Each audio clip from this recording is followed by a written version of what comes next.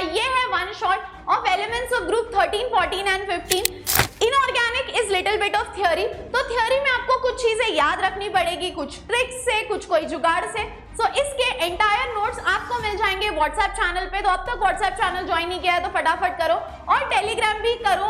And पूरा class 11th का one shot का playlist is available on this channel including the CET. So watch the entire video, comment and let me know कि आपको next video कौन सा चाहिए.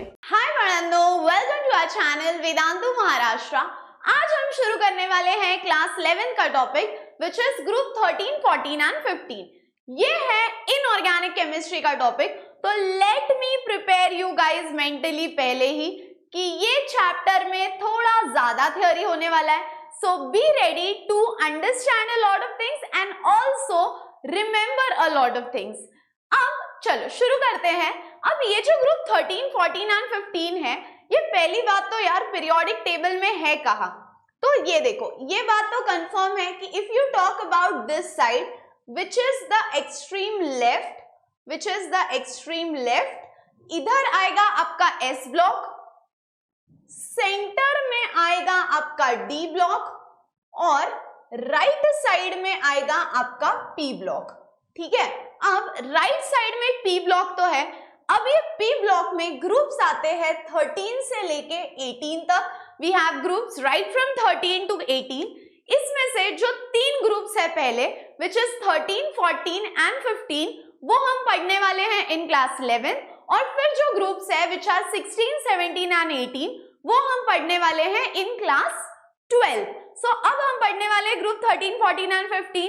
अब ये बात तो पता है कि these are your P block elements. But हम पी ब्लॉक एलिमेंट्स किसको बोलेंगे?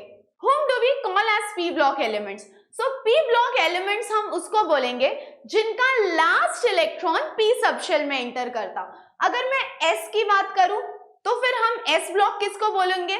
जिसका last electron enters into the s subshell. d block हम किसको बोलेंगे? जिसका last electron enters the d subshell. और p ब्लॉक हम किसको बोलेंगे? जिसका last electron enters the p subshell. So जिनका आखिरी वाला इलेक्ट्रॉन p सबशेल में जाएगा, those are your p block elements. उसके बाद ये p ब्लॉक एलिमेंट्स मतलब लास्ट इलेक्ट्रॉन p में जा रहा है, लेकिन p की कैपेसिटी कितनी है? तो बॉस ये जो p ब्लॉक एलिमेंट्स है, इनका अगर लास्ट इलेक्ट्रॉन p सबशेल में जा रहा है तो p सबशेल की कैपेसिटी है 6 इलेक्ट्रॉन. p सबशेल की कैपेसिटी है 6 इलेक्ट्रॉन. और ये p सबशेल में 6 ग्रुप्स आते हैं, 13, 14, 15, 16, 17, 18. But considering our class 11th, हमको पढ़ना है group 13, 14 and 15. Now when I talk about group 13 को हम बोलते हैं बोरॉन फैमिली. अब आप बोलोगे मैम ग्रुप 13 को बोरॉन फैमिली क्यों बोलते हैं? तो हर एक ग्रुप, ध्यान से सुनना, हर एक ग्रुप जो एलिमेंट से स्टार्ट होता है हम उसको उसकी फैमिली बोलते हैं. जैसे ग्रुप 13 बोरॉन से शुरू हो रहा है, so it's called as the boron family. Group 14 carbon से शुरू हो रहा है, so it's called as the carbon family. और ग्रुप 15 नाइट्रोजन से शुरू हो रहा है, so it's called as the nitrogen family. अब ग्रुप 13 जो है बोरॉन से शुरू हो रहा है, तो ग्रुप 13 को बोरॉन फैमिली तो बोल दिया, लेकिन ग्रुप 13 में एलिमेंट्स कौन से आते हैं? तो बॉस ग्रुप 13 में एलिमेंट्स आते हैं, कैसे याद रखोगे? Boron, aluminium, gallium, indium, thallium. At least इतना याद रखो. अब इसको याद करने की ट्रिक है, बैंगन, आलू, गाजर इन थाली. बोल दो एक बार, बैंगन, आलू, गाजर इन थाली.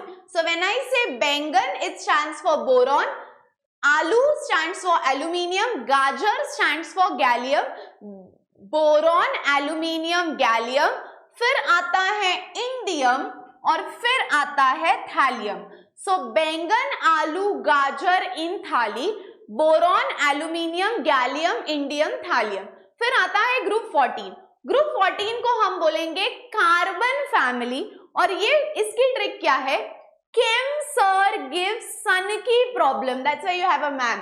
Chem sir gives sun की problem. Carbon, silicon, germanium. अब देखो, ठीक है, जर्मेनियम हो गया. टिन लीड, सन की प्रॉब्लम. अब टिन कौन लीड कौन तुम पहचान नहीं पाओगे, तो ऐसे याद रखना, जिसके स्पेलिंग में कम अल्फाबेट्स हो वो पहले आएगा। तो यहाँ पे आ जाएगा टिन और यहाँ पे आ जाएगा लीड। सो केम सर गिव सन की प्रॉब्लम, उसको हम लिखेंगे carbon silicon germanium tin lead. Okay, उसके बाद अब हम आते हैं ग्रुप 17 के पास।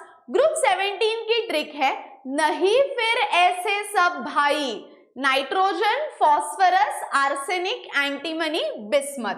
ठीक है, नहीं फिर ऐसे सब भाई। अब इसको हम कैसे लिखेंगे, इसको हम कैसे लिखेंगे, 13, 14 और ये रहा 15, बैंगन, आलू, गाजर इन थाली, boron, aluminium, gallium, indium, thallium. Chem sir gives son की प्रॉब्लम्स, यानी क्या, carbon, silicon, germanium, tin, lead. फिर आता है नहीं फिर ऐसे सब भाई, इसको हम कैसे लिखेंगे, nitrogen, phosphorus, arsenic, antimony, bismuth. Done. इसको बोलेंगे boron family, carbon family, nitrogen family. Do you guys want to take a screenshot? 13 ये रहा उसके प्रॉपर्टीज, ऐसा दिखता है पीरियोडिक टेबल, और ये रहे सारे एलिमेंट्स। अब हम देखेंगे ट्रेंड्स इन फिजिकल प्रॉपर्टीज। अब ये जो ग्रुप 13 के एलिमेंट्स है ना, ये ग्रुप 13 के एलिमेंट्स बहुत सारे अलग अलग प्रॉपर्टीज दिखाते हैं। क्यों पता है? क्योंकि पी ब्लॉक एलिमेंट्स जो हैं उनकी एक स्पेशलिटी है। अब आप बोलोगे मैम पी ब्लॉक एलिमेंट्स की क्या स्पेशलिटी है? तो पी ब्लॉक एलिमेंट्स की स्पेशलिटी ये है, जैसे एस ब्लॉक में सारे मेटल्स आते हैं, डी ब्लॉक में भी मेटल्स आते हैं बट थोड़े वीक मेटल्स आते हैं, बट पी ब्लॉक इकलौता ऐसा ब्लॉक है which is a combination of metal, non metal and metalloids. उसके वजह से because P block is a combination of metal, non metal and metalloids, इसके वजह से दे शो मेनी डिफरेंट प्रॉपर्टीज। अब देखो, जैसे अगर हम ग्रुप 13 की बात करें तो ग्रुप 13 में आने वाला पहला एलिमेंट है बोरॉन। अब बोरॉन रहा मेटलॉइड, तो अब मेटलॉइड है तो वो दिखता कैसा है? तो पहले तो वो ग्लॉसी है यानी शाइनी है, हार्ड है, एंड उस ग्रुप के, ध्यान से सुनो, उस ग्रुप के बाकी जो एलिमेंट्स है वो थोड़े थोड़े मेटल लाइक है और बाकी सारे नॉन मेटल है। नीचे के तो सारे नॉन मेटल होते हैं। ठीक है, सो ग्रुप 13 के जो एलिमेंट्स है, ग्रुप 13 में पहला एलिमेंट है boron. Boron is a metalloid and it looks glossy. Glossy का मतलब है इट लुक्स शाइनी। फिर वो होता है हार्ड, और बाकी जो एलिमेंट्स है इस ग्रुप में, some of them behave as metal and some of them behave as non metal. ठीक है, उसके बाद हम अब आगे बात करेंगे। अब ये ग्रुप 13 के एलिमेंट्स बिहेव कैसे करते हैं? तो बॉस ऐसा नहीं है कि वो एलिमेंट डल होते हैं, they are fairly reactive, they react but not in a very high manner, but yes they are reactive in nature. फिर उसके बाद एलिमेंट आता है सेकेंड बोरॉन की फैमिली का, विच इज एल्यूमिनियम। अब एल्यूमिनियम के बारे में एक खास बात यह है कि एल्यूमिनियम जो है वो थर्ड मोस्ट अबंडेंट एलिमेंट है इन द अर्थ क्रस्ट, यानी सबसे ज्यादा क्वांटिटी में पाया जाने वाला एलिमेंट कौन सा है? So that is your aluminium. So now when I talk about group 13, तो आप बोलोगे मैम इसमें बहुत सारे वेरियस प्रॉपर्टीज दिखते हैं। क्यों? क्योंकि उसमें मेटल भी आए, नॉन मेटल भी आए, मेटलॉइड्स भी आए। अगर हम पहला एलिमेंट बोरॉन की बात करें तो बोरॉन मेटलॉइड है, दिखने में शाइनी दिखता है, ग्लॉसी दिखता है, लेकिन वो हार्ड है, बट इलेक्ट्रिसिटी ज्यादा कंडक्ट नहीं कर पाता। बाकी एलिमेंट्स इस ग्रुप के रिएक्ट करते हैं, फेयरली रिएक्टिव, ऐसा नहीं है कि बहुत रिएक्टिव है या कम रिएक्टिव है, मॉडरेटली रिएक्टिव।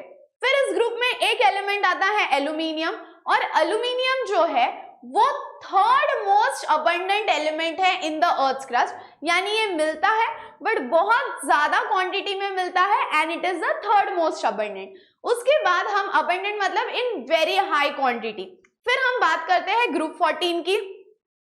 अब ग्रुप 14 जो है, again group 14 has all three types of element, यानी it has metal, it has non metal and it has metalloid as well. अब ग्रुप 13 का पहला एलिमेंट होता है नॉन मेटल, ग्रुप 14 का पहला एलिमेंट होता है नॉन मेटल। ग्रुप 14 के एलिमेंट्स कौन से हैं? कैन सर गिव सन की प्रॉब्लम यानी कार्बन। सो पहला एलिमेंट है carbon and carbon is a non metal, carbon is a non metal. फिर केमसर, फिर आता है silicon, silicon is a metalloid और ये होता है ब्रिटल। ब्रिटल मतलब अगर तुम उसको ब्रेक करो, ऐसे बेंड करो तो वो ब्रेक हो जाएगा। सो ब्रिटल का मतलब है बेंड करो तो ब्रेक हो जाएगा।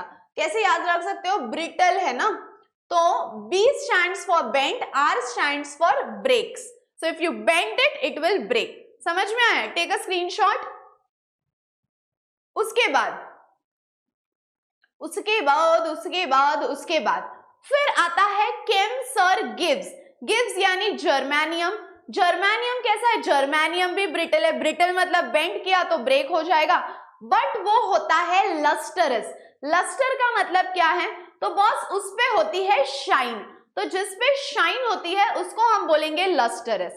फिर उसके बाद आता है टिन या लीड। अब ये जो टिन या लीड है दे आर करोजन रेजिस्टेंट, म्हणजे ते गंजत नाही, त्यांच्यावर रस्टिंग होत नाही, दे आर करोजन रेजिस्टेंस।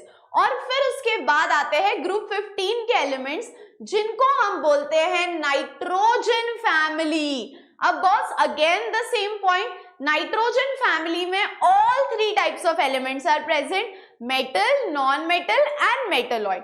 अब इसमें जो पहला एलिमेंट आता है दैट इज नाइट्रोजन, वो होता है गैसियस फेज में। फिर आता है फॉस्फोरस जो है आपका नॉन मेटल, और फिर आता है आर्सेनिक एंड एंटीमनी जो कि है मेटलॉइड, और फिर आता है बिस्मथ जो है मॉडरेटली रिएक्टिव। अब आप बोलोगे मैम हमको ये मेटलॉइड्स याद ही नहीं हो रहे, तो चलो इनकी एक ट्रिक बताती हूँ तुमको। ओके, रेडी हो? ये देखो, बोरिंग सिलिगोट्स, कैसे याद रखेंगे हम मेटलॉइड्स को? Boring silly goats. अच्छा, do you know what are metalloids which behave as a metal and non metal both? Boring silly goats at the party, boring silly goats at the party यानी क्या? Boron, silicon, germanium, arsenic, antimony, फिर आता है polonium. Boring सिलिगोट्स, at least ये याद रख सकते हो, boron, silicon, germanium, arsenic, antimony. ठीक है, चलो एक बार रिवाइज करते क्या क्या ट्रेंड्स है। ग्रुप 13 एलिमेंट्स जो है दे show a wide range of properties. क्यों? क्योंकि उसमें मेटल भी आता है, नॉन मेटल भी आता है, मेटलॉइड्स भी आते हैं। फिर हम बात करते हैं ग्रुप 13 की। ग्रुप 13 जो है उसको हम बोलते हैं बोरॉन फैमिली, और उसका जो पहला एलिमेंट है which is boron, it is a metalloid. वो होता है ग्लॉसी यानी shiny, and it is a poor electrical conductor. फिर उसके बाद बाकी एलिमेंट्स जो है इस ग्रुप के ऐसा नहीं है बहुत ज्यादा रिएक्टिव है या कम रिएक्टिव है, दे आर फेयरली रिएक्टिव। फिर आता है एल्यूमिनियम। एल्यूमिनियम जो है वो अर्थ के क्रस्ट में मिलने वाला थर्ड मोस्ट अबंडेंट एलिमेंट है। Then we come to group 14। Group 14 is called as the carbon family, और पहला एलिमेंट ग्रुप 14 का है carbon, and carbon is a non metal. Carbon is a non metal. फिर हम बात करते हैं सिलिकॉन की। हमने अभी देखा सिलिकॉन एक मेटलॉइड है और वो होता है ब्रिटल। ब्रिटल मतलब बेंड किया तो वो हो जाएगा ब्रेक। उसके बाद germanium is also brittle, again वही बेंड किया तो ब्रेक हो जाएगा, और उसपे होता है लस्टर। लस्टर का मतलब है that it is shiny in nature. और फिर आता है टिन या लीड। टिन या लीड जो है वो करोजन रेजिस्टेंट है। What do you mean bye corrosion resistant?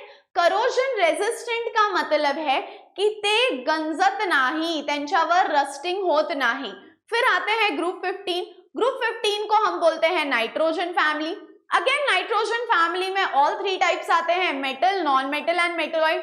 इसमें से जो पहला एलिमेंट है nitrogen that is gaseous in state, और वो बाकी फॉस्फोरस की बात करो सेकेंड एलिमेंट आता है फॉस्फोरस, फॉस्फोरस है नॉन मेटल, और फिर बाकी आता है आर्सेनिक और एंटीमनी जो होते हैं मेटलॉइड। यानी they can behave as a metal as well as a non metal. और ये रही आपकी मेटलॉइड्स की ट्रिक, ये रही आपकी मेटलॉइड की ट्रिक। ठीक है, ये देखो क्या है मेटलॉइड की ट्रिक, क्या है मेटलॉइड की ट्रिक।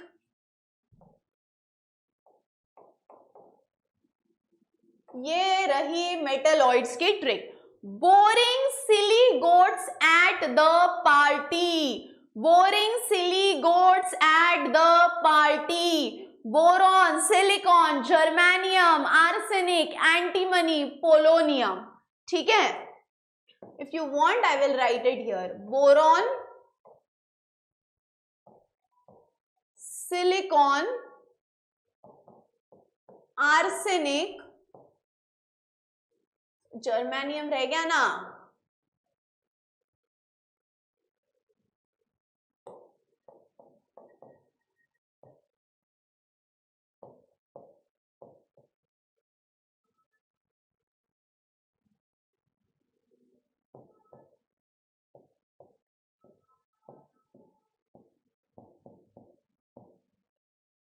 यस क्लियर है इधर तक। चलो should we move on then? Okay, अब हम आते हैं केमिकल प्रॉपर्टीज के पास। इसका मतलब है हाउ डू दे बिहेव। ठीक है, फिजिकल प्रॉपर्टीज मतलब वो दिखता कैसा है, और केमिकल प्रॉपर्टीज का मतलब है कि वो बिहेव कैसा करता है।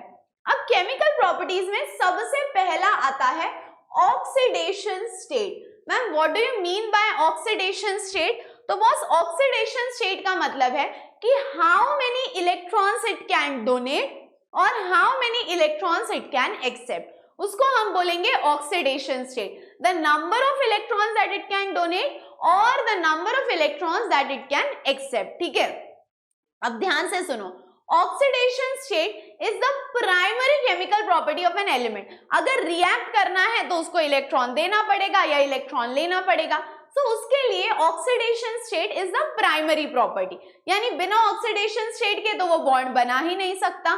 ठीक है, अब अगर आप कोई भी पी ब्लॉक का एलिमेंट कंसिडर करो तो वो कितने इलेक्ट्रॉन्स डोनेट कर सकता है या कितना ऑक्सीडेशन स्टेट दिखा सकता है।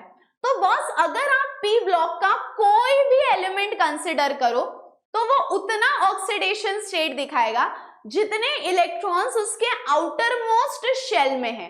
सो जितने इलेक्ट्रॉन्स उसके आउटर मोस्ट शेल में है उतना वो ऑक्सीडेशन स्टेट दिखा सकता है। So the highest oxidation state exhibited by P block elements is equal to the total number of valence electron, यानी जितना होगा अपने पास उतना ही तो अपन देंगे ना। सो जितने इलेक्ट्रॉन्स आउटर मोस्ट शेल में है उतने ही इलेक्ट्रॉन्स हम दे सकते हैं, और इसके लिए हम उसको ग्रुप ऑक्सीडेशन स्टेट भी बोल सकते हैं, क्योंकि एक ग्रुप में सारे एलिमेंट्स उतने ही इलेक्ट्रॉन डोनेट करेंगे। जैसे अगर अपना ग्रुप 1 हो गया तो सारे एलिमेंट्स एक ही इलेक्ट्रॉन डोनेट करेंगे, तो सबका ऑक्सीडेशन स्टेट हो गया +1। आई रिपीट, ऑक्सीडेशन स्टेट का मतलब है कि वो एलिमेंट कितने इलेक्ट्रॉन डोनेट कर सकता है या वो कितने इलेक्ट्रॉन एक्सेप्ट कर सकता है। सो अगर कोई भी एलिमेंट कितने इलेक्ट्रॉन डोनेट कर सकता है या कितने इलेक्ट्रॉन एक्सेप्ट कर सकता है उसको हम बोलेंगे ऑक्सीडेशन स्टेट। और कोई भी पी ब्लॉक का एलिमेंट उठा लो, वो कितने इलेक्ट्रॉन्स डोनेट करेगा, तो जितने इलेक्ट्रॉन्स उसके वैलेंस शेल में रहेंगे वो उतने ही इलेक्ट्रॉन्स डोनेट कर सकता है। और हर ग्रुप अगर आप देखो तो हर ग्रुप का ऑक्सीडेशन स्टेट सेम रहेगा, इसीलिए हम उसको बोलते हैं ग्रुप ऑक्सीडेशन स्टेट। इसीलिए हम उसको बोलते हैं ग्रुप ऑक्सीडेशन स्टेट। अब group oxidation state is the most stable oxidation state. Group oxidation state is the most stable oxidation state for lighter elements. और उसके बाद the elements of group 13, 14 and 15 exhibit other oxidation states which are lower than the group oxidation state। ठीक है, so group oxidation state तो सब दिखाते हैं, लेकिन ग्रुप ऑक्सीडेशन स्टेट के साथ वो बाकी ऑक्सीडेशन स्टेट भी दिखाते हैं जो ग्रुप ऑक्सीडेशन स्टेट से कम हो। मान लो ग्रुप ऑक्सीडेशन स्टेट +2 हुआ तो बाकी एलिमेंट +2 तो दिखाएंगे, बट +2 के अलावा और भी दिखाएंगे विच इज लेस देन +2 यानी +1. Take a screenshot of this.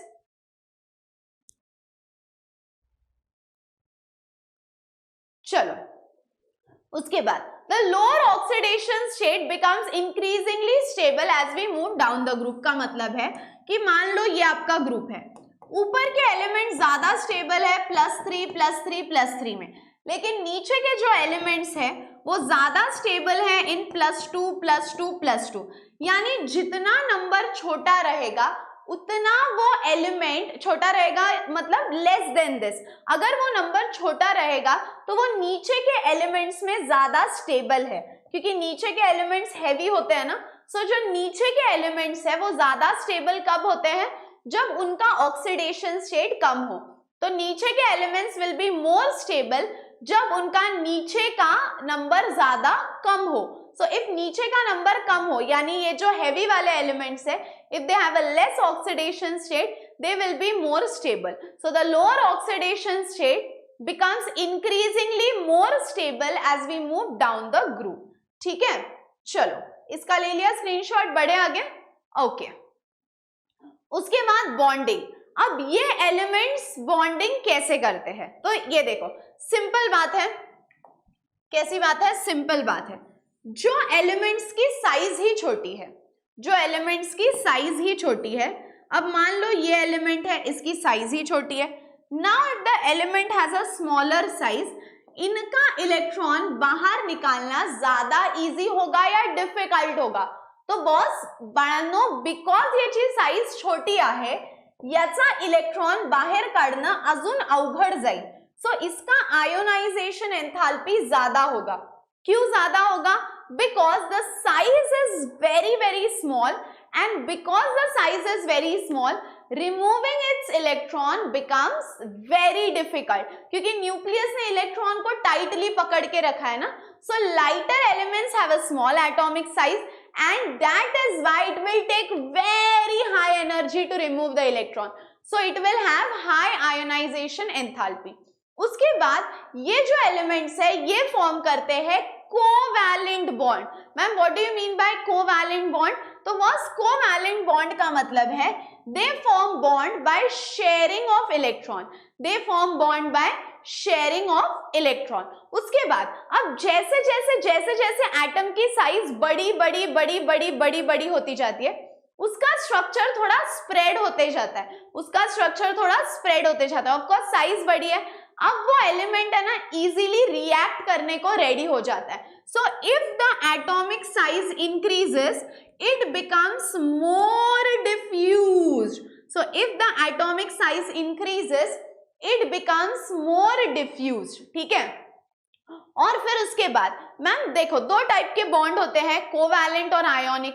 तो अभी तो आपने बोला दे फॉर्म कोवैलेंट बॉन्ड, तो सिर्फ कोवैलेंट बॉन्ड फॉर्म करते हैं क्या? तो नहीं बॉस. अगर आपका ये ऐसा ग्रुप है तो ये ग्रुप में क्या होगा पता है? ये जो ऊपर के एलिमेंट्स है they will form a covalent bond, और ये जो नीचे के एलिमेंट्स है, ठीक है, ऊपर के जो एलिमेंट्स है, ध्यान से सुनो, heavier elements tend to form ionic bond. यानी ऊपर के एलिमेंट्स फॉर्म करेंगे कोवैलेंट बॉन्ड और नीचे के एलिमेंट्स फॉर्म करेंगे आयोनिक बॉन्ड. आयोनिक का मतलब क्या है? बाय डोनेटिंग और एक्सेप्टिंग. अब ध्यान से सुनो, अगर बड़ा ऑक्सीडेशन स्टेट हो तो वो ऊपर स्टेबल होगा, कम ऑक्सीडेशन स्टेट हो तो वो नीचे स्टेबल होगा. कोवैलेंट बॉन्ड होगा तो वो ऊपर बनेगा, आयोनिक बॉन्ड होगा तो वो नीचे बनेगा.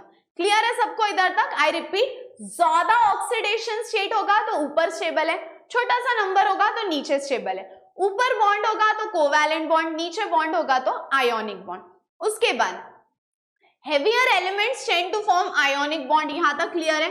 हेवियर मतलब जो नीचे का होता है. ठीक है, फिर उसके बाद the first member of these group belong to the second period and they do not have D orbital. ठीक है, अब इन शॉर्ट इसको ऐसा समझ लो कि इनके पास डी ऑर्बिटल नहीं रहता. It does not have D orbital. अब देखो जो पहला एलिमेंट है जैसे बोरॉन, कार्बन, नाइट्रोजन, अब इनकी साइज तो ऑलरेडी छोटी है. अब साइज छोटी है plus boron, carbon, nitrogen atomic number 5, 6 and 7। अब एटॉमिक नंबर ही इतना छोटा है, so they can not expand their octet, they can not expand their octet. उसके बाद the lighter elements have a small atomic radius, और छोटा साइज होने की वजह से इलेक्ट्रॉन निकालना जो है वो डिफिकल्ट हो जाएगा, हाई आयोनाइजेशन एंथैल्पी। फिर उसके बाद दे फॉर्म अ कोवैलेंट बॉन्ड। उसके बाद ये जो एटॉमिक रेडियस है ये जैसे जैसे बढ़ता है वैसे वैसे स्ट्रक्चर फैलता जाता है, डिफ्यूज होता जाता है। उसके बाद जो मोटू एलिमेंट है वो आयोनिक बॉन्ड फॉर्म करेंगे, ऊपर के एलिमेंट कोवैलेंट बॉन्ड फॉर्म करेंगे। और ये जो एलिमेंट्स है they do not have D block और डी सबशेल, और ये बोरॉन, एल्यूमिनियम, नाइट्रोजन की साइज ऑलरेडी छोटू है, एटॉमिक नंबर भी छोटू है, तो उनका आप जो ये है ऑक्टेट है वो आप एक्सपांड नहीं कर सकते, यानी मोर शेल्स उसमें ऐड नहीं हो सकते हैं। क्लियर है इधर तक? उसके बाद the subsequent element in the group possesses vacant D orbital in the valence shell. अब देखो क्या होता है, पहला जो एलिमेंट है बोरॉन, कार्बन, नाइट्रोजन, उनके पास डी ब्लॉक है क्या? नहीं। अब बिकॉज उनके पास डी ब्लॉक नहीं है उनका ऑक्टेट एक्सपांड नहीं हो सकता है। लेकिन अगर आप उसी ग्रुप के बाकी एलिमेंट्स की बात करो, if we talk about the other elements of the group, they can expand their octet. Why can they expand their octet? क्योंकि उनके पास खाली d ऑर्बिटल होता है, they have a empty d orbital, and because they have a empty d orbital वो expand कर सकते हैं अपना ऑक्टेट। लेकिन जो बोरॉन, कार्बन और नाइट्रोजन है उनके घर में जगह ही नहीं है, तो वो किसी को इनवाइट करेंगे नहीं। So no empty d orbital cannot expand their octet, but बाकी elements they have a empty d orbital, so they can expand their octet। Clear है? बढ़े आगे, चलो। उसके बाद रिएक्टिविटी टुवर्ड्स ऑक्सीजन। अब हम देखेंगे कि वो ऑक्सीजन के साथ कैसे रिएक्ट कर सकता है। How can it react with oxygen? चलो बॉस, अब हम बढ़ते हैं रिएक्शन टुवर्ड्स ऑक्सीजन के साथ, कि ये जो ग्रुप 13 एलिमेंट्स हैं ये ऑक्सीजन के साथ कैसे रिएक्ट करते हैं। तो अगर आप कोई भी ग्रुप 13 का एलिमेंट ले लो और वो ऑक्सीजन के साथ रिएक्ट करेगा तो वो E2O3 टाइप का कंपाउंड बनाएगा। कैसा कंपाउंड बनाएगा? E2O3। ठीक है, so you don't need to remember this एकदम क्योर E2O3, E2O5, इतना कुछ करने की जरूरत नहीं है, कि यहाँ से बहुत रेयर क्वेश्चन आता है, but I just give you an example. मान लो 4 एल्यूमिनियम के यूनिट्स ले लिए विथ 3 यूनिट्स ऑफ O2। अब क्या होने वाला है, 4 एल्यूमिनियम को मैं लिख सकती हूँ 2Al2, तो 2 into 2 4 हो गया, और उसके बाद ये 2 into 3 हो गया 6, 2 into 3 हो गया 6, तो ये हो गया आपका ग्रुप 13, ये हो गया आपका ग्रुप 13। ठीक है, उसके बाद group 13 elements will give 2E2O3 type of compound which we call it as Al2O3 type of compound, which we call it as Al2O3 type of compound। okay, चलो, after this next is reaction with 14th group elements। अब 14 group elements का देखो, सबसे simple example है carbon और ये रहा half O2। अब कार्बन और हाफ O2, O2 का हाफ कितना होता है? O। सो कार्बन और हाफ O2, O2 का हाफ होता है O, और उसके बाद कार्बन प्लस फुल O2 भी आप कर सकते हो विच इज CO2। सो अगर आप ग्रुप 13 की रिएक्शन करते हो, ग्रुप 13 की reaction with oxygen, so it gives you E2O3 type of compound. Group 14 की करते हो तो EO और EO टाइप ऑफ कंपाउंड, और अगर आप ग्रुप 15 की करते हो तो बस इधर तो तुम सीधा रिएक्शन ही याद रख सकते हो, E4O6 या E4O10 टाइप का कंपाउंड मिल सकता है। So you don't need to remember ये बहुत ज्यादा, क्योंकि इसका ना अपन सिंपल वे में चार्ट बना देंगे। इसका सिंपल वे में हम चार्ट कैसे बना सकते हैं, देखो, we can make a chart of this in a simple manner, and that simple manner is कि मान लो ग्रुप 13 बोल दिया, तो ग्रुप 13 में E2O3 type reaction with oxygen, if we are seeing reaction with oxygen, ठीक है, रिएक्शन विथ ऑक्सीजन, ठीक है, अब रिएक्शन इधर भी वही होगा, reaction with oxygen, reaction with oxygen, और इधर भी वही होगा, रिएक्शन विथ ऑक्सीजन। अब इसको हम कैसे लिखेंगे, इसको हम कैसे लिखेंगे, ग्रुप 14 और ये रहा ग्रुप 15। अब अगर हम इसकी बात करें तो बॉस ग्रुप 13 में तो इट इज वेरी सिंपल, अभी वी सॉ E2O3 टाइप का कंपाउंड बनता है।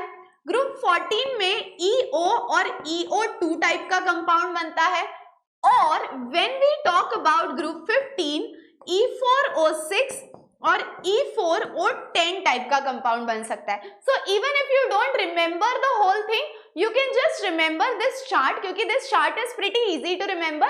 E2O3, EO आणि EO2 आणि त्यानंतर येतं E4O6 आणि E4O10. बढ़ते हैं आगे।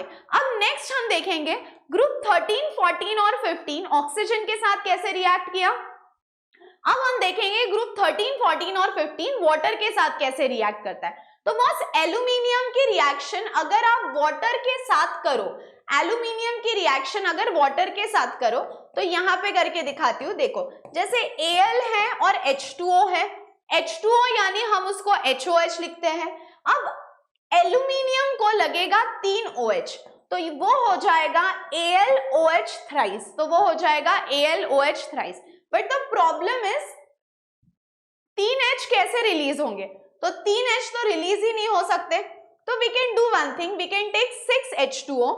6H2O लेने के बाद आपने इधर 2 ले लिया, इधर 2 ले लिया, तो ये 3AlOH थ्राइस हो गया। अब ये 6H को हम लिख सकते हैं 3H2। So all you need to remember is OH thrice type का कंपाउंड रेडी होगा। उसके बाद अगर अब हम हैलोजन की रिएक्शन करते हैं, if we react halogen with your group 13 elements बोल लो, तो अगर आप हैलोजन की रिएक्शन करते हो तो यहाँ पे EX3 मिल सकता है, जैसे AlCl3 मिल सकता है, या बोरॉन की बात करो तो BCl3 मिल सकता है। So if you react them with water OH thrice type मिलेगा, लेकिन if you react them with oxygen EX3 type का कंपाउंड मिलेगा, ठीक है, EX3। और अगर आप ग्रुप 15 की बात करो तो ग्रुप 15 में भी EX3 और EX5, यहाँ पे चार्ट बना के ही दिखाती हूँ क्योंकि मैम ऐसे तो हमारे समझ में आने से रहा। वेरी गुड बेटा, तो वो जो लिखा है तुम उन सब पे तो ध्यान ही मत दो, ठीक है, यहाँ पे जो मैं चार्ट बना के दे रही हूँ बस उसी पे ध्यान दो। अब आपको मैंने ये तो सिखा दिया विद ऑक्सीजन, अब हैलोजन के साथ कैसा होगा, EX3 टाइप का बनेगा, इधर EX3 भी बन सकता है, EX4 भी बन सकता है, and when you talk about group 5, 15, तो इधर बन सकता है EX3 और EX5, ठीक है, EX3 और EX5। So when you talk about group 13 EX3, group 14 EX3 और EX4, यहाँ पे CCl4 बनता है ना, और ग्रुप 15 की बात करो तो EX3 और EX5। So these are the compounds they can form when you talk about halogen, when you talk about halogen, समझ में आया। So this is for halogen. So तुम लोग ना इतना कॉम्प्लिकेट करो ही मत। If you are talking about oxygen, just refer to this slide, E2O3, EO, EO2, E4O6, E4O10। उसके बाद if you are talking about halogen, refer to this chart, EX3, EX3, EX4, फिर उसके बाद EX3, EX5, that's it. Now coming to allotropy, ठीक है, तो क्योंकि ना वहां पे बहुत ऐसा किचड़ मिचड़ करके दिया है टेक्स्ट बुक में, but when you convert it into a chart format it becomes much much much easier. अब हम बात करेंगे बॉस एलोट्रॉपी की। एलोट्रॉपी का मतलब है कि वो दिखने में बहुत अलग होते हैं, दिखने में तो वो बिल्कुल अलग होते हैं, बट वो जिस एलिमेंट से बने होते हैं या जो प्रॉपर्टीज, केमिकल प्रॉपर्टीज उनमें होती है वो सेम है। सो एलोट्रॉपी का मतलब है they are made from the same element, they are made from the same element, but वो दिखने में अलग है। इसका मतलब है they will have the same chemical properties but they will have different physical properties, उसको हम बोलेंगे allotropy. So what is allotropy, कि वो दिखने में तो बहुत, जैसे हम और हमारे बहन भाई, हम दोनों के केमिकल प्रॉपर्टी सेम है, दोनों का DNA सेम है, बट क्या हम दिखने में सेम है? नहीं, हम दिखने में सेम नहीं है। So physical property is different but the chemical property is same. Okay. उसके बाद नाउ चलो let us read what it is when a solid element exists in different crystalline forms with different physical properties. आप इतना भी याद रखें, when a solid element exists in different physical properties, when a solid element exists in different physical properties such as color, density, melting point, etc., this phenomenon is called as allotropy. So इधर होता क्या है, तो boss इधर physical properties are different, physical properties are different, ठीक है. So here you have different physical properties, यानी वो दिखने में बहुत अलग होंगे लेकिन वो जिनसे बने होंगे वो एलिमेंट सेम होंगे. So different physical properties, but हम उसको बोल सकते हैं कि दोनों का एलिमेंट सेम है, यानी same chemical properties, same chemical properties. Clear है सबको इधर तक? चलो आगे बढ़ते हैं. उसके बाद अब आते हैं हम एलोट्रॉप्स ऑफ कार्बन के पास. तो इधर अभी आप कौन कौन से एलोट्रॉप सीखने वाले हो ये मैं आपको पहले ही बता देती हूँ. यहाँ पे हम पढ़ने वाले हैं डायमंड, ठीक है. कार्बन के कौन से एलोट्रॉप्स हैं? डायमंड, ग्रेफाइट, उसके बाद है ग्राफीन, और फिर इधर आता है फ्लूरीन, ठीक है. चलो अब ये सारे हम डिटेल में देखेंगे. अब व्हेन आई से दिस, इसका मतलब है कि ये सब में diamond, graphite, graphene, fluorine, carbon nano tubes, ठीक है. इसमें एक और आएगा कार्बन नैनो ट्यूब्स. ये सब में कार्बन रहेगा, बट ये सब के जो फिजिकल प्रॉपर्टीज है वो फिजिकल प्रॉपर्टीज सेम रहेंगे. अब डायमंड देखो, डायमंड भी तो बना है कार्बन से, बट इसके फिजिकल प्रॉपर्टीज बहुत अलग है. कैसे अलग है देखो. अब डायमंड का स्ट्रक्चर बॉस अगर तुम देखो तो you can see that this one carbon, can you see this one carbon? Yes, this one carbon is attached to 4 other carbon atoms. So जब एक कार्बन 4 अलग कार्बन एटम्स को अटैच हो तो उसको हम बोल सकते हैं कि इट इज sp3 हाइब्रिडाइज्ड. अभी 4 है ना, तो s का 1 और p के 3, सो 3 pk और s 3 pk, ठीक है. p ऑर्बिटल के 3 और s का 1, यानी ये हो गया 4. सो इसको हम कैसे बोल सकते हैं? डायमंड का मतलब है one carbon is attached to 4 other carbon atoms, one carbon atom is attached to 4 other carbon atoms, और वो होता है sp3 हाइब्रिडाइज्ड. वो होता है आपका sp3 हाइब्रिडाइज्ड. फिर कार्बन के प्रॉपर्टीज देखो. ये जो कार्बन कार्बन का बॉन्ड लेंथ आपको दिख रहा है, दिस इज 154 पिकोमीटर. ये होता है 154 पिकोमीटर, ठीक है. ये जो बॉन्ड लेंथ है दिस इज 154 पिकोमीटर, और ये स्ट्रक्चर आपको ऑलरेडी दिख रहा है. This is a structure like this, which means that this is a tetrahedral structure. So one carbon is attached to 4 other carbon atoms. 4 मतलब कैसे देखो, ये सेंटर में एक है, so ये 1 2 3 ऐसे, और ये सेंटर वाला 4, समझे. so ये तो कार्बन है, या 3 अदर कार्बन एटम्स बोल लो, ठीक है. 1 3 तो आप बोल नहीं पाओगे, ये एक ऊपर अटैच्ड है. सो ये 3 और ये 4. बॉन्ड लेंथ है 154 picometre. It is sp3 hybridised. अब जो डायमंड होता है ना boss, it is the hard substance in the nature. It is very very very very hard, और ये इतना हार्ड है, इतना हार्ड है कि इसके मॉलिक्यूल्स एक दूसरे को इतने चिपक चिपक के बैठे हैं कि electrons can not move. And that is why my dear students, carbon जो डायमंड देखो, मतलब basically carbon is the main element, और कार्बन ने बना दिया है डायमंड. सो जो कार्बन का एलोट्रॉप है डायमंड, यानी अंदर से तो कार्बन है बट बाहर दिखने में डायमंड है, बट ये इतना कॉम्पैक्टली अरेंज है कि पार्टिकल्स एक दूसरे को चिपक चिपक के बैठे हैं. That is why it is a bad conductor of electricity, क्योंकि जगह ही नहीं है, इलेक्ट्रॉन्स कहां से मूव करेंगे. आई बात समझ में? इसको हम कैसे लिख सकते हैं, ध्यान से समझ लो। Diamond is a allotrope of carbon. अब डायमंड अगर एलोट्रोप ऑफ कार्बन है तो the central carbon is attached to 4 other carbon atoms. So now when I say 4, s का 1 और p के 3, it is sp3 hybridised. Bond length is 154 picometre. Structure आपको already ऐसा दिख रहा है, यानी it is tetrahedral structure, 3 dimensional है। और ये डायमंड इतना हार्ड है कि मॉलिक्यूल्स को, इलेक्ट्रॉन्स को मूव करने के लिए जगह ही नहीं है। Now because the electrons can not move, it is a bad conductor of electricity. और अगर यार ये सोचो, डायमंड इतना हार्ड है तो उसको ब्रेक करना बहुत डिफिकल्ट है, इसीलिए it has a very high melting point.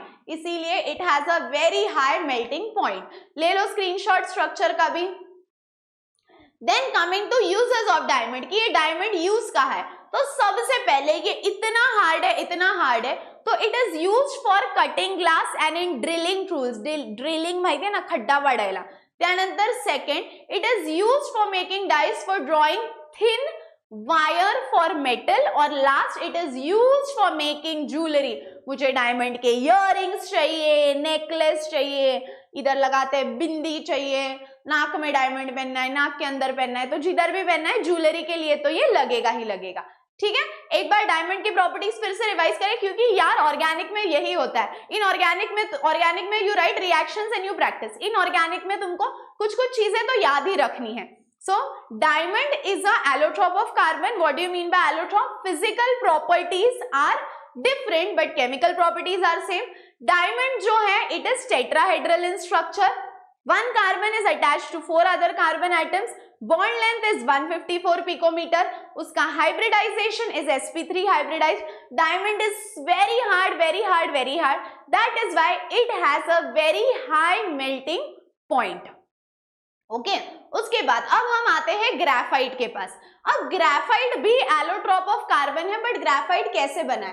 तो यहाँ पे ना ये हेक्सागोनल स्ट्रक्चर्स है और ये लेयर्ड स्ट्रक्चर है, यानी एक लेयर के ऊपर दूसरा लेयर, दूसरे लेयर के ऊपर तीसरा, ऐसे बहुत सारे लेयर साथ में आएंगे और वो बनाएंगे ग्रेफाइट का structure.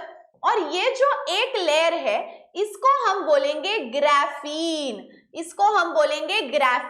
So this single layer is called as graphene. और ग्राफीन के बहुत सारे लेयर्स जब साथ में आएंगे they form a structure which is called as graphite. ठीक है, स्ट्रक्चर आपके आंखों के सामने है। नाउ मूविंग ऑन, ये जो ग्राफीन है ध्यान से सुनो, यहाँ पे ये लेयर्स से बना है, यानी शीट से बना है। और ये शीट का स्ट्रक्चर आप देख सकते हो, it is a hexagonal structure. और यहाँ पे 1 carbon is connected to 3 other carbon.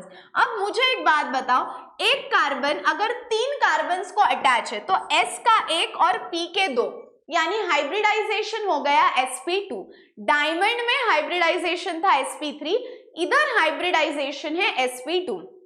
उसके बाद ये शीट फॉर्मेट में होता है और ये फॉर्म करता है सिग्मा बॉन्ड यानी सिंगल बॉन्ड।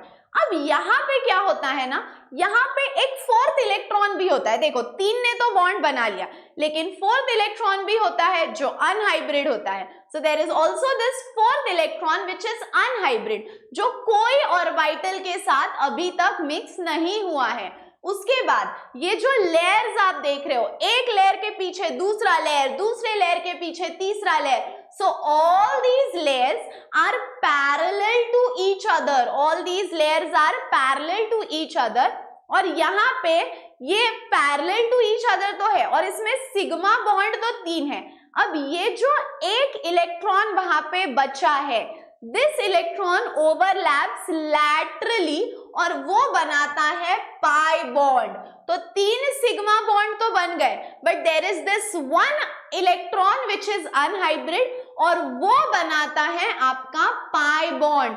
और उसकी पोजीशन तो फिक्स नहीं है, तो वो इधर से उधर घूमता रहता है, यानी it is delocalised in nature. उसके बाद coming to the bond length, when we spoke about diamond it was 154 54 picometer, but when we spoke about graphite, it is 141.5 picometer. It is 141.5 picometer. और मैंने बोला ना ये ग्रेफाइट बना है layer से. अब ये जो सिंगल लेयर है, this single layer is called as graphene. This single layer is called as graphene. और ये लेयर्स ने एक दूसरे को पकड़ के क्यों रखा है? क्योंकि उनके बीच में है वैंडर वॉल फोर्सेस. उनके बीच में है वैंडर वॉल फोर्सेस. और ये वाला जो लेंथ होता है दो लेयर्स के बीच में, दैट इज 335. सो दो कार्बन्स के बीच में जो आपका लेंथ होगा, दो कार्बन्स के बीच में 141 और दो लेयर्स के बीच में इट इज 335. समझ में आया? This makes graphite soft and slippery. क्योंकि लेयर है ना, तो एक लेयर दूसरे लेयर के ऊपर से स्लाइड हो सकता है. ठीक है, चलो let us revise all the graphite के प्रॉपर्टीज. पहला property of graphite, in graphite one carbon is connected to 3 other carbons, यानी it is sp2 hybridised in nature. इसका 2 डायमेंशनल स्ट्रक्चर है, वो शीट्स फॉर्म करता है. This single sheet is called as graphene. 3 bond जो बनाता है वो 3 बॉन्ड है सिग्मा बॉन्ड, बट एक इलेक्ट्रॉन p ऑर्बिटल रह जाता है जो अनहाइब्रिड है, and that forms a pi bond. उसके बाद what is the bond length between the 2 carbons? It is 141.5 picometre. But if you talk about the 2 layers in graphite, it is 335 picometer. Clear है यहाँ तक? चलो let us move on then. त्यानंतर अब हम आते हैं फ्लोरीन के पास. अब ये फ्लोरीन जो है ना, इसका एक और नाम है buckminster fullerene. So you can see it's looking like this thing, football type थोड़ा थोड़ा ये दिख रहा है. अब यहाँ पे क्या होता है, इसके अंदर जो नंबर ऑफ कार्बन्स है दैट इज फिक्स्ड, और यहाँ पे फ्लोरीन में you can see there are 60 carbons. So इसको हम बोलते हैं C60. अब फ्लोरीन भी एलोट्रॉप ऑफ कार्बन है, बट यहाँ पे जो फ्लोरीन है वो एक कार्बन कितने कार्बन को कनेक्ट करता है, तो वो जो नंबर है, जैसे डायमंड में फिक्स नंबर है, 1 carbon will be connected to 4 other carbons. Graphite में 1 carbon will be connected to 3 other carbons. वैसे फ्लोरीन में भी जो कार्बन कनेक्ट होता है अलग अलग एलिमेंट से, that number is also very fixed. Definite का मतलब है it is a fixed number. उसके बाद ये जो फ्लोरीन है बॉस, ये फ्लोरीन बनता कैसे है? तो फ्लोरीन को प्रोड्यूस करने के लिए आपको एक ऐसे बड़ा सा कंटेनर लेना पड़ेगा. इसमें 2 इलेक्ट्रिक आर्क डालने पड़ेंगे. अब ये आर्क किसके होंगे? तो बॉस ये जो आर्क है ये होंगे ग्रेफाइट के इलेक्ट्रोड्स. किसके इलेक्ट्रोड्स होंगे? ये होंगे ग्रेफाइट के इलेक्ट्रोड्स. और यहाँ पे अंदर कोई गैस को आके इंटरफेयर मत करने दो, इनर्ट एटमॉस्फेयर रखो. Don't let any gas come in between. ठीक है, इनर्ट एटमॉस्फेयर रखो और नोबल गैस रख दो, या तो हेलियम या तो आर्गन या दोनों रख लो. उसके बाद क्या होता है, नीचे ऐसे छोटे छोटे पार्टिकल्स फॉर्म होते हैं, जिसको हम बोलते हैं the suit formed combines significant amount of carbon C60 and smaller amount of fluorine is form. So basically आपको कुछ नहीं करना है. फ्लोरीन मतलब क्या है? फ्लोरीन मतलब होता है C60. अब यहाँ पे क्या होता है, 1 carbon is connected to a fixed number of carbon. उसके बाद इसको बकमिनिस्टर फ्लोरीन भी बोलते हैं. How do we form this? Take a big container, उसमें 2 इलेक्ट्रिक आर्क डाल दो. वो इलेक्ट्रिक आर्क किसके होने चाहिए? ग्रेफाइट के. सो इन शॉर्ट ग्रेफाइट से बन रहा है फ्लोरीन. ग्रेफाइट से फ्लोरीन बनने के बाद जैसे ही आप ग्रेफाइट रॉड्स उसमें डालोगे, इलेक्ट्रोड्स डालोगे, इनर्ट एटमॉस्फेयर वहां पे देना है, कीप हेलियम एंड आर्गन, और नीचे सूटी पार्टिकल्स प्रिपेयर होंगे, and these particles will form the buckminster fullerene. ठीक है, दैट्स ऑल. इतना भी याद रखोगे काफी है. उसके बाद इट कंटेन्स, अब ये इंपॉर्टेंट है, 20 hexagonal and 12 pentagonal fused rings. कितने हेक्सागोनल्स हैं? हेक्सागोनल मतलब ऐसे रिंग्स कितने हैं बॉस इसके पास?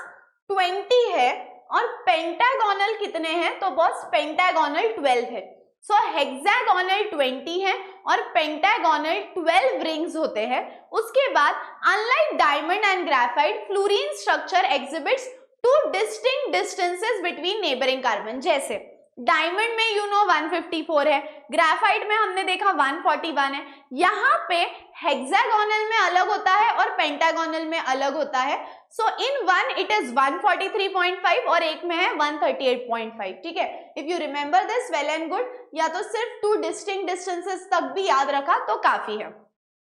उसके बाद ये जो फ्लोरीन है ये ऐसे ही कंपाउंड्स में डिसॉल्व होता है जिसके पास कार्बन या हाइड्रोजन हो। So it dissolves only and only in organic compounds. It dissolves only and only in organic compounds. Clear है यहां तक? Take a screenshot.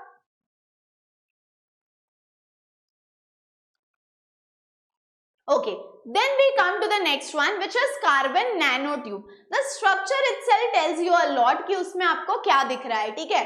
पहले तो कोवैलेंट बॉन्ड है जो शेयरिंग से बना है, ये जो सारे हैं ये हेक्सागोनल, ये कार्बन एटम्स है, और अंदर ये जो स्ट्रक्चर बना है ये ऐसे बना है, यानी अंदर है आपका hexagonal structure. So carbon nanotube it has a covalent bond. One carbon is connected to, you can see now how many carbons, ठीक है, और यहाँ पे it forms a hexagonal structure. अब ये जो कार्बन नैनोट्यूब है आपको दिख ही रहा है, it is cylindrical in structure, it is cylindrical in structure. और ये बनता कैसे? तो देखो ग्रेफाइट की शीट है, वो ग्रेफाइट के शीट को roll roll roll roll roll roll करो तो बनता है carbon nanotube. Single single single single graphene के लेयर्स लो, ग्राफीन से बना ग्रेफाइट, अब उस ग्रेफाइट को roll roll roll roll roll करो तो आपको मिलेगा कार्बन नैनोट्यूब। क्या मिलेगा आपको? Carbon nanotube. अब ये जो कार्बन नैनोट्यूब है ये सिंगल वॉल्ड भी हो सकते हैं, 1 नैनोमीटर तक उसका ये होता है डायमीटर, या तो ये मल्टी लेड भी हो सकते हैं, यानी आप इसको ऐसे बल्क करके भी फोल्ड कर सकते हो अप टू 100 नैनोमीटर। सो ग्रेफाइट को फोल्ड किया मतलब रोल किया तो बनेगा कार्बन नैनोट्यूब, या तो सिंगल ग्रेफाइट को किया तो उसको हम बोलेंगे सिंगल वॉल्ड, और अगर बहुत सारे किया तो इट इज मल्टी लेड, ठीक है। सिंगल वॉल्ड होता है 1 नैनोमीटर, बहुत सारे लेयर्स लिए तो 100 नैनोमीटर। उसके बाद the length range from several micrometres to millimetre. अब ये carbon nanotube structure to structure इसका length will keep on changing, it will keep on changing. उसके बाद these are very good conductors of electricity, they are very good conductors of electricity। और इस पे अभी बहुत कुछ रिसर्च भी चालू है, फिर remember this well and good, यहां तक भी याद रखा तो काफी है। समझ में आया? Take a screenshot. उसके बाद ग्राफीन तो मैंने बोला है, ग्रेफाइट की एक सिंगल लेयर ऐसे निकाल लो तो वो हो गया ग्राफीन। सो ग्रेफाइट की 1 single layer is called as graphene, that's it. So it is isolated layer of graphite which is called as graphene, ठीक है। चलो उसके बाद अब हम आते हैं एलोट्रॉप्स ऑफ फॉस्फोरस के बाद। अब फॉस्फोरस के 2 एलोट्रॉप्स है, एक है रेड फॉस्फोरस और एक है व्हाइट फॉस्फोरस। आगे बढ़ते हैं हम इसके पास।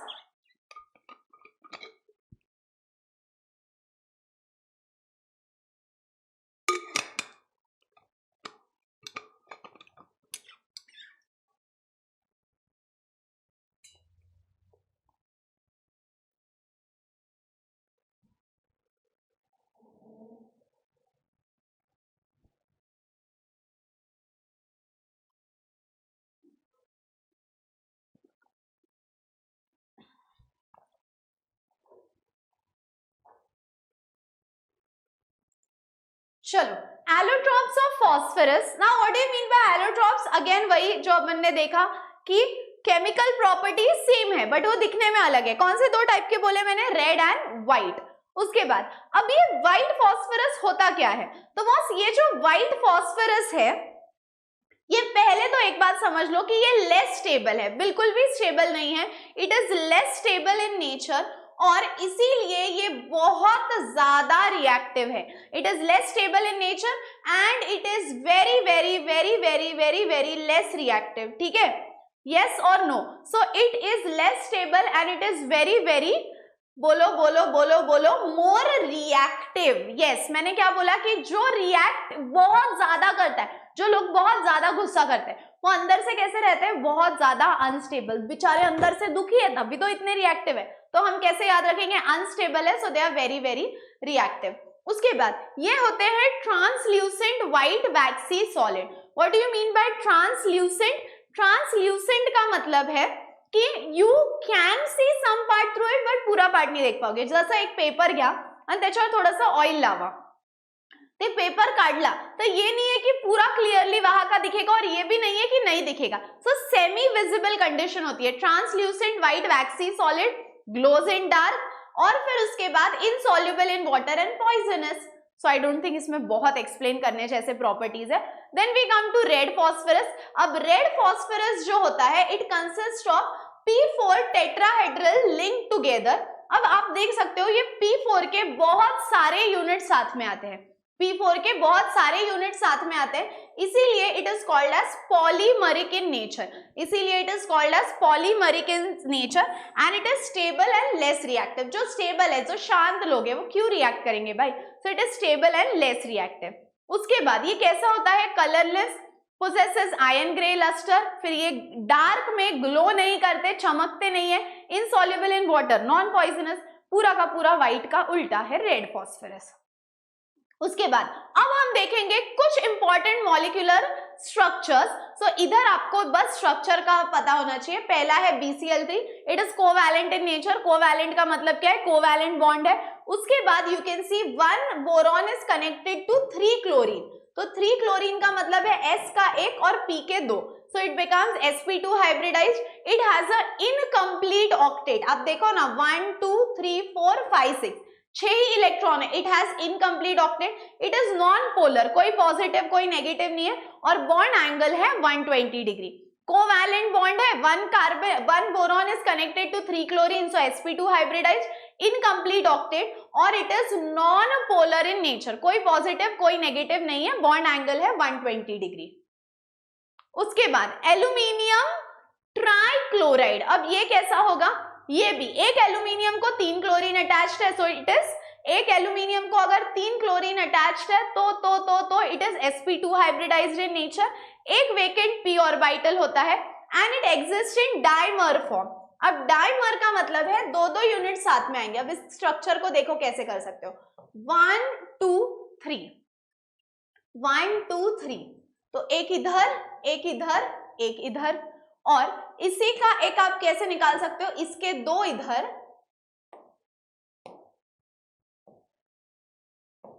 इसके 2 इधर और एक इधर, ठीक है? तो इसको आप लिख सकते हो Cl Cl Cl, और इसको ऐसे कनेक्ट करो। समझ में आया? So this is the structure, और ये 2-2 में रहते हैं, इसीलिए it consist in a dimer form. Then we come to the next one, which is orthoboric acid, which is H3BO3. अब H3BO3 में क्या होता है? देखो, 1 boron is in the center and it is connected to 3 hydroxy ions, यानी it is connected to 3 OH groups। और ये जो ऑर्थोबोरिक एसिड है इसका सेम ग्रेफाइट जैसा, लेयर के ऊपर लेयर, लेयर के ऊपर लेयर, लेयर के ऊपर लेयर, यानी it has a layered structure. और इसका स्ट्रक्चर आपको दिख रहा होगा, it is trigonal planar in nature. It is trigonal planar in nature. So when I से ऑर्थोबोरिक एसिड, आप बोलोगे मैम बोरॉन सेंटर में 1 2 3 OH है, लेयर्ड स्ट्रक्चर है, और उसके बाद ये स्ट्रक्चर होता है trigonal planar structure. Structure is right in front of you. Then we come to diborane. First, diborane एक बहुत इंपॉर्टेंट कंपाउंड है। अब डाइबोरेन जो है, diborane has only 3 valence electron. अब बस 3 वैलेंस इलेक्ट्रॉन है, और डाइबोरेन में each carbon is connected to sp3 hybridized carbon. So sp3 diamond में भी था और sp3 डाइबोरेन में भी है। sp2 ग्रेफाइट में था, और इसका पिछला BCl3 देखा, वहां भी sp2 था। उसके बाद दिस इज sp2 हाइब्रिडाइज्ड। फिर उसके पास 3 of such hybrid orbitals are half filled, कोई इनमें से सैटिस्फाइड नहीं है, और जो 4th वाला है वो खाली है। सो sp3 है ना, तो p के 3 s का 1, उसमें से 3 हाफ फिल्ड है और एक खाली है। उसके बाद the 2 half filled sp3 orbitals, each atom each atom overlaps with one s orbital of two hydrogen atom to form BH covalent bond और फिर hydrogen atoms are located at the terminal। अब इसका स्ट्रक्चर देखो कैसा है, boron boron centre में कोई problem नहीं, दो हाइड्रोजन इधर दो हाइड्रोजन इधर, उन्होंने बोला ना टर्मिनल पे है, so boron in the centre, one hydrogen here one year one year one here, और बाकी के जो दो है एक ऊपर है एक नीचे है, सो सिंपल है B B, one year one year one year one year one year and one year, that's it. Okay, यहां तक क्लियर है। Besides these there are two center यानी टू इलेक्ट्रॉन बॉन्ड्स यानी वो इसकी बात करें, यहाँ पे दो और सेंटर है ना, तो एटलीस्ट आप यहां तक भी याद रखो तो बहुत ज्यादा सफिशिएंट है, इतना तो भी याद रखो बिकॉज डायबोरेन बाळांनो खूप इंपॉर्टंट है। बोरेन कडे 3 वैलेंस इलेक्ट्रॉन असतात और यहाँ पे each carbon is sp3 hybridised. अब sp3 है, इसमें के 3 वेकेंट हाफ फिल्ड है और एक वेकेंट है, फिर उसके बाद यहाँ पे 2 हाफ फिल्ड sp3 ऑर्बिटल्स में ओवरलैपिंग होती है, hydrogens are present on the terminal और 2 hydrogens in the center, clear है। और ये रहा डायबोरेन का स्ट्रक्चर। उसके बाद हम आते हैं अच्छा है बाय द वे, डायबोरेन का ना एक और नाम है, कोई फ्रूट से नाम है इसका, तो गेस करो और मुझे बताओ। इसके बाद आता है सिलिकॉन डाइऑक्साइड। अब सिलिकॉन डाइऑक्साइड जो है ना बॉस, इसको कॉमनली हम सिलिका बोलते हैं, सिलिकॉन डाइऑक्साइड को हम नॉर्मली सिलिका बोलते हैं और ये 4 फॉर्म्स में फाउंड है, one is quartz, cristobalite and tridymite, और सिलिका एक उसी में से एक है, but silica is the fourth, but you can at least remember 3 कि सिलिकॉन डाइऑक्साइड को हम प्यार से सिलिका बोलते हैं, मेन 3 फॉर्म्स में फाउंड है, फोर्थ वन इज सिलिका ही बोलते हैं उसको। So first one is quartz, cristobalite and tridymite, और ये तीनों इंटर कन्वर्टेबल है, मतलब क्वार्ट्ज का कन्वर्जन क्रिस्टोबेलाइट में हो सकता है और क्रिस्टोबेलाइट का ट्राइडाइमाइट में, so all 3 are interconvertible. अब आप उनको इंटर कन्वर्टेबल कैसे बनाओगे? By giving suitable temperature. मान लो क्वार्ट्ज को हीट किया क्रिस्टोबेलाइट बनेगा, उसको हीट किया tridymite, and then you can by cooling you can go vice versa. अब ये जो सिलिकॉन डाइऑक्साइड है, it is a covalent 3-dimensional network solid where each silicon is connected to 4 oxygen atoms। Structure देखो, silicon, ये silicon को के पास देखो अब कितने ऑक्सीजन एटम से कनेक्टेड है, 1 2 3 4। सो ये जो स्ट्रक्चर है, one silicon is connected या covalently bonded to 4 other oxygen atom, और ये जो क्रिस्टल है it contains a 8-membered ring alternate of silicon and oxygen। आपको दिख रहा है ना यहाँ पे, एक सिलिकॉन एक ऑक्सीजन, एक सिलिकॉन एक ऑक्सीजन, सो ऑल्टरनेट रिंग है, 1 सिलिकॉन ऑक्सीजन, ऐसी 8-membered ring है। सो व्हेन आई से सिलिकॉन डाइऑक्साइड ना, आप बोलोगे मैम सिलिकॉन डाइऑक्साइड को प्यार से सिलिका बोल दिया, इसमें कौन कौन है, क्वार्ट्ज, क्रिस्टोबेलाइट और ट्राइडाइमाइट, उसके बाद they are all interconvertible, they can form a covalent network, और सबसे इंपॉर्टेंट यहाँ पे 1 silicon is connected to 4 other oxygen atoms, और उसके साथ it is a 8-membered ring जहां पे silicon oxygen silicon oxygen silicon oxygen, they are all interconvertible. Okay, उसके बाद हम आते हैं HNO3 which is nitric acid. Structure is pretty simple, center में है नाइट्रोजन, ऑक्सीजन ऑक्सीजन और उधर एक OH।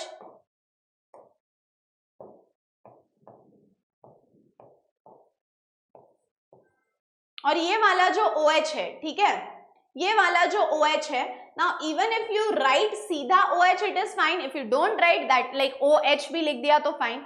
अब यहाँ पे देखो 1 2 3 4 5 6 7 8, अब ये देखो 1 2 है, 3 4 5 6 7 8, फिर उसके बाद 1 2 3 4 5 6 7 8, सिंपल। तो आपको लोन पेयर भी रट्टा मारने की जरूरत नहीं है, समझ में आया क्या? तो एक बार डबल बॉन्ड उधर दे दिया, एक बार नीचे दे दिया, ठीक है। अब हम आगे बढ़ेंगे, नेक्स्ट इज नाइट्रिक ऑक्साइड के प्रॉपर्टीज। ये जो नाइट्रिक ऑक्साइड है boss, it is a strong oxidizing mineral acid. Nitric oxide itself tells you it is a acid. Central atom कौन है? ऑक्सीजन, और यहाँ पे आप देख सकते हो सेंट्रल नाइट्रोजन, और उसके पास यहाँ से कोई है, यहाँ से कोई है और यहाँ से कोई है, 3 स्पीशीज आर पार्टिसिपेटिंग, यानी इट इज sp2 हाइब्रिडाइज्ड और इट एग्जिबिट्स रेजोनेंस फिनोमिनन। इसका मतलब है कि एक स्ट्रक्चर को आप 3 अलग मेथड से लिख सकते हो, this is the resonance hybrid, but उसके 2 पॉसिबल स्ट्रक्चर्स आप लिख सकते हो, इसीलिए हम बोलते हैं it exhibits the phenomenon of resonance. ठीक है, फिर उसके बाद हम आते हैं ऑर्थोफॉस्फेरिक एसिड के पास। अब ऑर्थोफॉस्फेरिक एसिड में क्या होता है boss? Again orthophosphoric acid is very easy, phosphorus forms a number of oxo acid. What do you mean by a number of oxo acids? Phosphorus बहुत सारे ऑक्सीजन और हाइड्रोजन के साथ कंबाइन करके अलग अलग कंपाउंड्स फॉर्म कर सकता है, so it can form a number of oxo acids. उसके बाद इसका structure is also very easy, दिखने में खराब लग रहा है, P डबल बॉन्ड O कर दो, इधर एक OH, इधर एक OH और इधर एक OH। अब स्ट्रक्चर आपको सिंपल लगेगा, ठीक है। सो this is how the structure is, simply करके बताया है। उसके बाद ये जो है ये नॉन टॉक्सिक इन नेचर है। What do you mean bye non toxic? That it is non poisonous in nature और इट कंटेन्स 3 आयोनाइजेबल हाइड्रोजन्स, यानी ये तीनों हाइड्रोजन वो लूज कर सकता है। It contains 3 ionisable hydrogen and the central atom phosphorus is tetrahedral, you can see 1 2 3 4, so it is pretty much visible. तो पहला point it forms oxo acid, दूसरा point non toxic in nature यानी it is non poisonous, central atom is phosphorus, tetrahedral structure form कर सकता है और ये 3 hydrogen वो डोनेट कर सकता है, यानी it is ionisable in nature.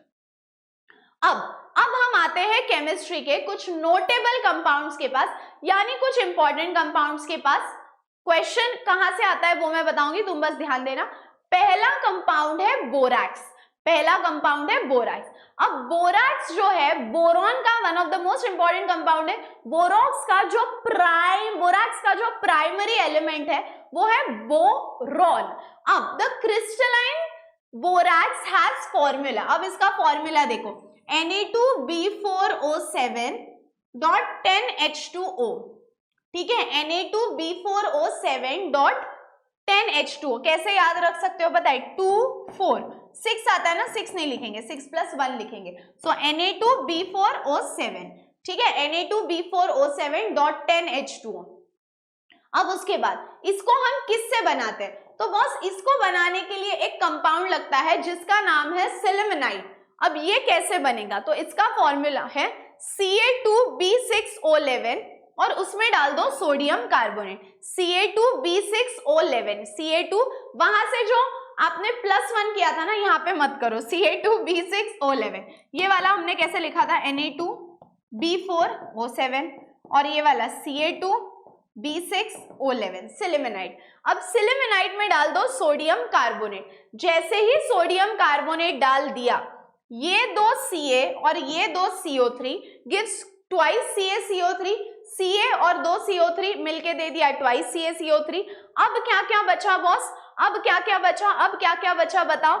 ये 4 Na है, इसमें से बस 2 Na लो, 2 Na, एक यहां से ध्यान से देखो, 2 Na 2 B, 6 है ना, तो उसमें से आपको बस कितने लेने हैं? 2 Na 2 B, 2 Na 2 B और 4 ऑक्सीजन, NaBO2 NaBO2 और फिर बचा आपका बोरैक्स। ये आपको थोड़ा याद रखना पड़ेगा। सिलिमेनाइट ले लिया, Ca2B6O11, आपको बनाना है Na2B4O7, 2 units of sodium carbonate डाल दो। ये डालते ही जो आपका मेन प्रोडक्ट है वो तो बन गया। मेन प्रोडक्ट बनाने के बाद 2 Ca 2 CO3 2 CaCO3 और NaBO2 एक कंपाउंड बनेगा NaBO2। डन।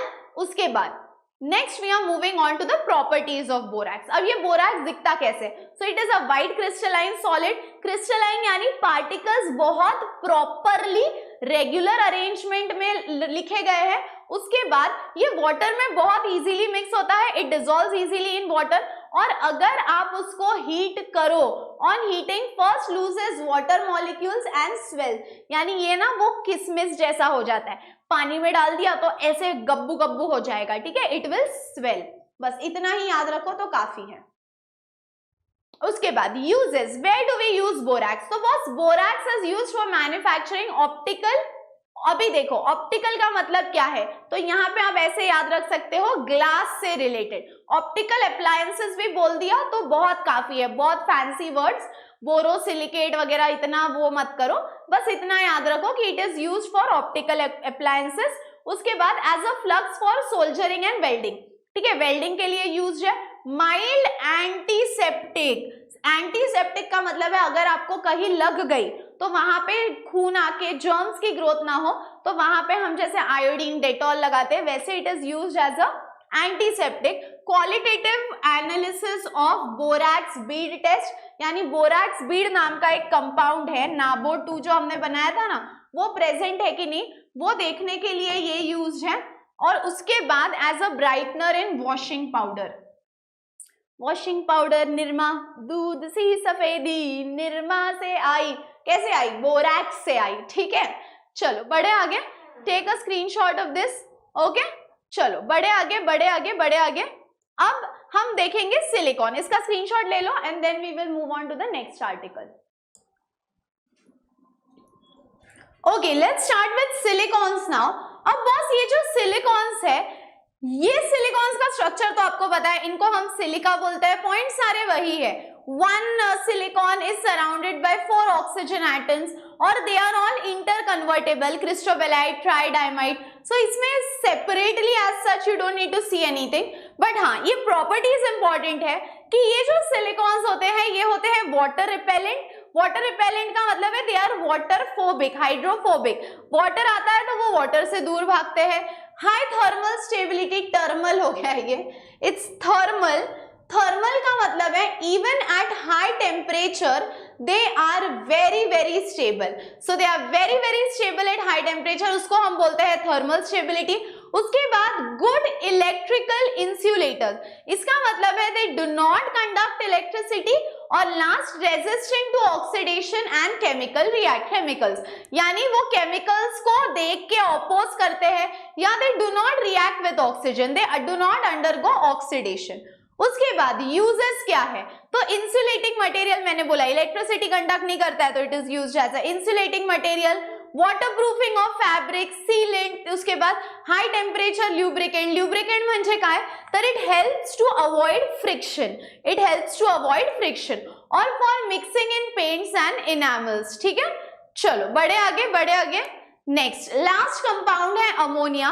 बॉस ये जो अमोनिया है ये प्रेजेंट होता है स्मॉल क्वांटिटी में, even in air, even in soil.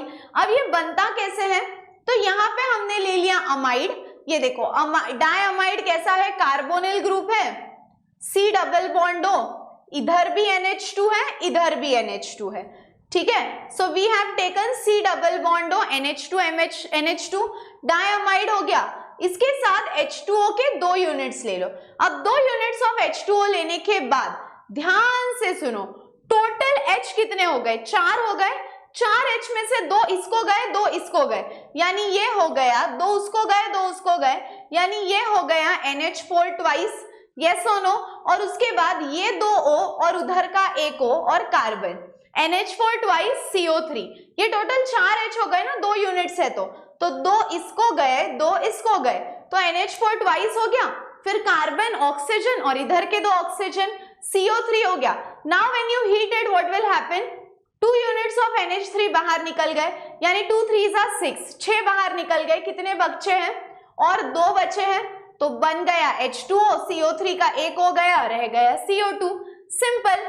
सो ये रहा आपका अमोनिया का केमिकल रिएक्शन। उसके बाद what are the physical properties of ammonia, तो बॉस ये होता है कलरलेस, कोई कलर नहीं है, पंजेंट ओडर यानी not a very good smell, freezing point है इसका 198.4 kelvin, highly soluble in water, और इसका concentrated aqueous solution of NH3 is called as liquor ammonia, ठीक है। नाउ केमिकल प्रॉपर्टीज में बस इतना याद रखो कि NH3 with HCl gives ammonium chloride, that's it, NH3 with HCl gives ammonium chloride, that is it. Uses, अब ये यूज कहाँ होता है, तो it is used as a fertilizer such as urea, fertilizers यानी फूड फॉर क्रॉप्स, ठीक है। उसके बाद manufacturing of some inorganic compounds like nitric acid, it is used as a refrigerant, और लैबोरेटरी में भी यूज होता है, so it is used as a laboratory reagent. Now coming to exercise question, I have solved some important exercise questions for you.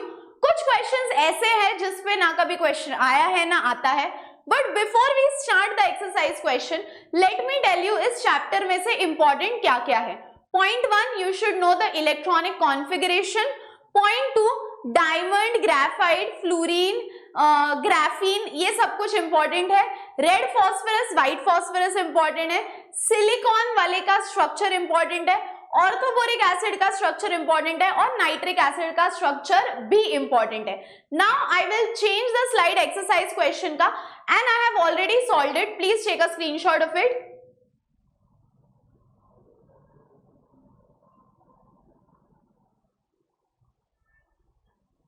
Banana bond, ये मैंने बोला था ना, मैंने आपको ये भी बोला था कि ये फ्रूट से कोई है, गेस करो कौन सा है. सो B2H6 diborane is a banana bond. ठीक है, अब देखो यहाँ पे ये क्वेश्चंस मैंने सॉल्व नहीं किए क्योंकि ये डायरेक्टली मैंने समझाए थे और यही नोट्स आपको डिस्क्रिप्शन में भी मिलेंगे.